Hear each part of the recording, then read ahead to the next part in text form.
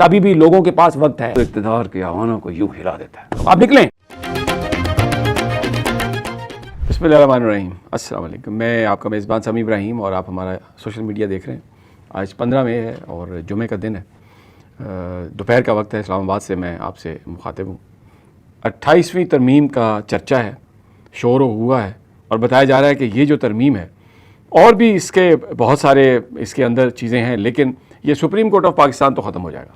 یہ میرلی ایک appellate court بن جائے گا اور صوبوں میں سپریم کورٹ بنا دی جائے گی، اور ایکچوئل جو سپریم کورٹ کا کام ہے وہ وفاقی آئینی عدالت، جس میں جسٹس امین الدین سینئر جج ہیں اور حکومت کے فیورٹ ہیں، وہ پھر حکومت کے ہر کام پر ایکچولی میں یہ ہوگا کہ ٹھپا لگائیں گے اور وہ کام سارا ٹھیک ہو جائے گا.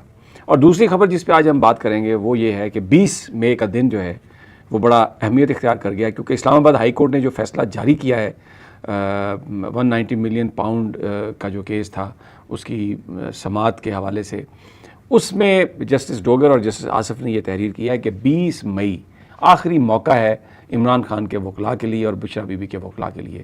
وہ حتمی دلائل دیں اور ٹال مٹول سے کام نہ لیں، اور یہ آخری ان کے پاس موقع ہے. اور اگر وہ دلائل نہیں دیتے تو پھر عدالت وہ جو فیصلہ ہے نا آیا ہوا اس کے عدالت سے، چھوٹی عدالت سے، اس پہ ٹھپا. ایک غلط حکمت عملی جو اختیار کی گئی عمران خان صاحب کے وکلاء کی طرف سے بھی، اس بات کا ان کے پاس کوئی جواب نہیں ہے.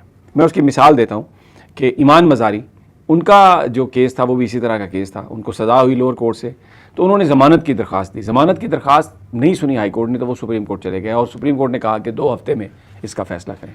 لیکن عمران خان صاحب کے وکیل کروڑوں روپے کی فیسیں لے چکے ہیں. میں کوئی ان پر یہ نہیں کہہ رہا کہ انہوں نے کوئی لوٹ کھسوٹ سے کام کیا ہے، ظاہر ہے اچھے وکیل ہیں، ان کی فیسیں لے چکے ہیں. لیکن انہوں نے عمران خان کی جو ضمانت کی درخواست تھی، جو سسپینشن کی درخواست تھی، جب وہ اسلام آباد ہائی کورٹ نے نہیں سنی تو یہ سپریم کورٹ نہیں گئے. اور جب ان سے بات کی جاتی ہے تو یہ کہتے ہیں دیکھیں جی کیس مختلف ہے، ہمارے کیس بہت ہیں. اچھا، اب ان کو پتہ ہے کہ یہ عدالتیں انصاف کا کوئی معاملہ نہیں ہے. ان عدالتوں کو استعمال کیا گیا، پی ٹی آئی سے ان کا انتخابی نشان چھینا گیا، پی ٹی آئی کے انتخابات کالعدم قرار دیے گئے، پھر فارم 47 کے ذریعے حکومت آئی، پھر اس کے بعد ترامیم کی گئیں، پھر ججز کو بھرا گیا یہاں پر. یہ وہ سارے کے سارے جج ہیں جو عمران خان کے مخالف ہیں، جو اس حکومت کے ساتھی ہیں یا اسٹیبلشمنٹ کے ساتھی ہیں. تو ان سے کوئی انصاف کی توقع نہیں ہے. یہ اب ڈوگر صاحب کو لاہور سے 15-16 نمبر سے اس لیے یہاں پہ نہیں لایا گیا کہ وہ عمران خان کو بری کریں یا قانون کے مطابق عمران خان کے کیس کا فیصلہ کریں. وہ سب کو پتہ ہے کہ وہ کس لیے آئے ہیں. تو یہ ٹرک کی بتی کے پیچھے ایک تو صحیح حکمت عملی نہیں، اور دوسرا کہ جی عدالتیں ہمیں دیں گی. ہمارے قائد نے کہا ہے کہ جی عدالتیں انصاف دیں. بھائی وہ عدالت انصاف دے گی جو عدالت ہے. یہاں پر حکومت کے اپنے 2 ساتھی بیٹھے ہوئے ہیں اور وہ ان کی مرضی کے مطابق فیصلے دے رہے ہیں. وہ کہاں کی عدالت ہے؟ وہ تو کوئی عدالت نہیں ہے. تو یہ ایک معاملہ جو ہے یہ ایک افسوسناک چیز ہے یہ. اچھا، اب 20 کو اگر عمران خان صاحب کے وکلاء حتمی دلائل نہیں دیتے تو ہو سکتا ہے ایک آدھ موقع اور مل جائے. نہیں تو مجھے نہیں لگتا کہ ڈوگر صاحب یہ موقع بھی دیں گے. تو وہ بالکل کہہ سکتے ہیں کہ جی ہم نے فیصلہ محفوظ کر لیا، یا پروسیکیوشن سے کہیں کہ آپ بات کر لیں جی، وہ تو آ نہیں رہے اور ان کا اب جو اپنا موقف پیش کرنے کا حق جو ہے وہ سلب ہو گیا. تو اس کے بعد کیا ہوگا؟ اس سزا کو وہ حتمی سزا قرار دیں گے ہائی کورٹ کے لیول پہ. اب سپریم کورٹ میں یہ کیس نہیں جا سکتا. یہ کیس جو قوانین میں تبدیلی کی گئی ہے نیب کے، اس کے مطابق یہ کیس جائے گا وفاقی آئینی عدالت میں. اب وفاقی آئینی عدالت میں امین الدین صاحب بیٹھے ہیں، محمد علی مظہر صاحب بیٹھے ہیں، حسن اظہر رضوی صاحب بیٹھے ہیں، پھر ادھر جمال خان مندوخیل صاحب بیٹھے ہیں.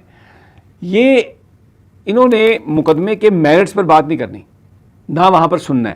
یہ نئے قانون کے تحت انہوں نے صرف یہ دیکھنا ہے کہ کیا ٹیکنیکلی کوئی رائٹ تو سلب نہیں کیا گیا تھا. اور ظاہر ہے وہ یہی کہیں گے کہ کوئی رائٹ سلب نہیں کیا گیا.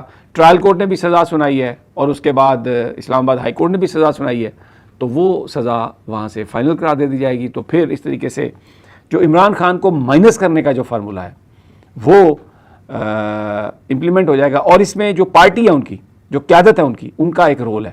اب دیکھیں کسی نے کوئی احتجاج نہیں کیا، یعنی چند بندے نہیں آتے، کوئی سڑکوں پہ نہیں نکلا، کسی نے کوئی احتجاج نہیں کیا، نہ کوئی پارٹی نے احتجاج. وہ جب بھی بات ہو وہ کہتے ہیں کہ جی وہ محمود خان اچکزئی صاحب دیں گے احتجاج کی کال، علامہ راجہ ناصر عباس صاحب دیں گے احتجاج کی کال.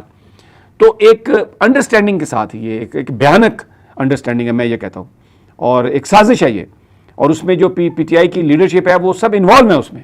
انہوں نے ایسا ماحول بنایا، اس طریقے سے کام کو نکالا ہے آگے کہ عمران خان کے لیے سڑکوں پر لوگوں کو نہیں نکالا، کوئی احتجاج کی کال نہیں دی، اور یہ عام طور پہ کہنا شروع کر دیا کہ لوگ آتے ہی نہیں ہیں جی، لوگ آتے ہی نہیں۔ لوگ اس لیے نہیں آ رہے تھے کہ ان پر اعتماد نہیں تھا۔ انہوں نے نومبر میں اور اس سے پہلے جو علی امین گنڈا پور نے جس طریقے سے لوگوں کو دھوکے دیے، لوگوں کو بلایا اور بیچ میں ملا ہوا تھا ان کے ساتھ، اور ملاقاتیں، ادھر سے لوگ آ رہے ہیں، اور سویرے سواتی صاحب نے جا کے احتجاج ملتوی کروایا، تو یہ جو چیزیں اس طرح کی ہوئیں، اس پہ لوگ ناراض، بددل، اور انہوں نے جو پارٹی لیڈرشپ ہے، نہ کہا پارٹی لیڈرشپ نے، اور نہ لوگ آئے۔ تو جو مڈل ٹیئر ہے آپ کی لیڈرشپ، وہ اور سارا یہ جو طاقتور لوگ ہیں ان کی آپس میں، اور عمران خان کو انہوں نے عملی طور پر تو پچھلے 6 مہینے سے مائنس کیا ہوا ہے۔ بشرا بی بی اور عمران خان صاحب کی کسی سے کوئی ملاقات نہیں ہے، اور نہ ہی آگے ملاقات ہوگی، وہ نہ ہی کرنے دیں گے ملاقات، اور اس پر یہ احتجاج ان کا کوئی نہیں ہے، انہوں نے کوئی احتجاج نہیں کیا ابھی تک، میننگ فل احتجاج، اور یہ کریں گے بھی نہیں۔ تو یہ عمران خان صاحب کے حوالے سے یہ ایک افسوسناک اطلاع ہے میرے پاس، لیکن میں کیا کروں، میں جھوٹ نہیں بول سکتا۔ ابھی بھی لوگوں کے پاس وقت ہے کہ وہ نکل آئیں باہر، پریشر ڈالیں، 20 تاریخ کو جسٹس ڈوگر کو عدالت میں منمانی نہ کرنے دیں، یہ ان کے، میں اس لیے یہ بات کر رہا ہوں۔ آپ نکلیں، لوگ اگر نکل سکتے ہیں تو، اور احتجاج پرامن احتجاج، مطلب میں یہ نہیں کہتا کہ کوئی ایسی صورتحال ہو جو لا اینڈ آرڈر کی سچویشن ہو، قانون کو ہاتھ میں نہیں لینا، لیکن اپنی رائے کا اظہار کریں، ٹویٹ کے ذریعے کریں، بلیک بینڈ باندھ کے کریں، فیس بک پر لکھیں، بس اپنی رائے کا اظہار کریں، اور تاکہ لوگوں کو پتہ، یا حکومت کو پتہ چلے کہ معاملہ کیا ہے۔ اب سپریم کورٹ کا میں نے کہا ہے آپ کو کہ جو یہ گڑھے کھودتے رہے دوسروں کے لیے، یہ جو یا افریدی بھی اسی میں جا کے گر رہے ہیں، اور اس سے پہلے وہ جو کرسٹیز میں جن کے ساتھ ہوا تھا، چیف جج صاحب جو اپنے آپ کو قانون اور آئین کا پتہ نہیں کیا وہ سمجھتے تھے، قاضی فائز عیسیٰ، وہ خود ان گڑھوں میں گرے اور اب تاریخ کے کوڑے دان میں دفن ہو چکے ہیں۔ اور یا افریدی نے بھی، میں کہتا ہوں بڑی منافقت کی، انہوں نے جھوٹ بولا۔